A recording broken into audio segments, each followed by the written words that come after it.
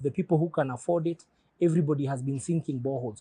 But you know, we are drilling the Nairobi aquifer and really affecting the water, the underground water system for Nairobi. Luckily, it is a city of cool waters. That's why it's called Ngare Nairobi. That's why the Maasai called it a place of cool waters. But the water problem, we will have to make do with boreholes in the short term, with specific Bowser in the short term.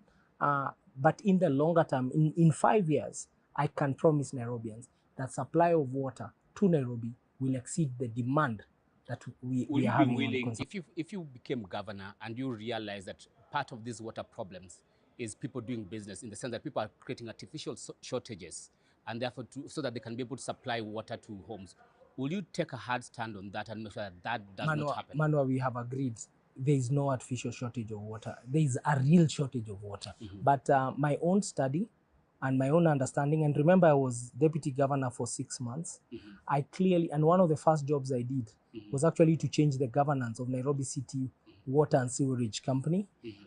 Yes, there is a lot of, there is leakage across the distribution pipe, but the bigger problem that must be addressed is a national issue, is supply of sufficient water to match the demand of not just Nairobi, but the Nairobi metropolitan area. But let's move to the area of transportation. And I think your manifesto speaks about building a transport system that allows people to move easily within the city. How will this be achieved?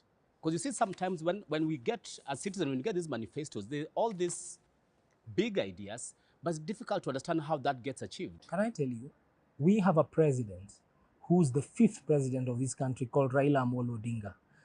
Baba Raila Amolo Odinga is an addict of infrastructure and an addict of peace and an addict of unity. That man is the man who drew and delivered as Minister of Roads the outer ring. There used to be the outer ring road which passes through Umoja, and Umoja used to be very far from CBD.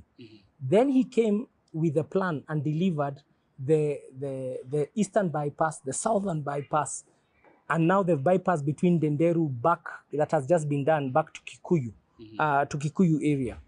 What we are now saying is there is going to be the Azimio commuter transport rail ring that will connect Githurai to Kiambu into Limuru, and a railway line from Riruta Satellite going into Ongata Rongai, a railway line from Embakasi to Ruai, and will then create a commuter rail system, and then change our transport system from being homocentric. Homocentric means even when you come from up country, you are decanted in Tomboya Street, Tea Room, Nyamakima, and Grogon. And then after that, the way we were decanted back in 1960, when the city had 300,000 residents. Now we are 5 million. We are still decanting people in the middle of CBD. If you go to Tomboya Street and the south, the streets have been taken over by public transport. So what we are saying is there's a whole need to redesign, and this is not a Polycarp Igathe Kaloki idea.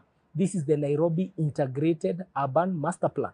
What is our promise is to come and execute the plans that have been gathering dust on the shelves. Nairobi has fantastic professionals, and we are coming to take that plan and saying, just get it done. Create railway city. Let me talk about solutions. Don't take me to massaging problems. No, Nairobians don't want an accident. Nairobians don't want an accident and emergency officer as their governor. They want a solution. They want a doctor. Listen, the railway city, there's Green Park coming up, and there's an underpass being constructed under Uhuru Highway. Yes. Then we have the waterfront park, we have Landis. So there'll be the railway city that is going to be done. We will work with the railway pension scheme. There's 40 acres of land in Ngara, where we are going to do, we think can really domicile a lot of matatus coming from there. There are 8 corridors of transport. So do we know how much all this will cost? Nairobi is right now under collecting. Igathe. So you've asked me about funding. Igathe, my question is, do we know how much that will cost? What? Building all these rail systems and all this transport system, and who will meet the cost? Is it the county government or is it the national government? This is the capital city. The investment in a capital city is both national government and the county government. And the cost estimates will come. What we are making is a commitment that we shall decongest and bring coherence to our mobility and transport. And there's a report that's been done by JICA. There was even an institution created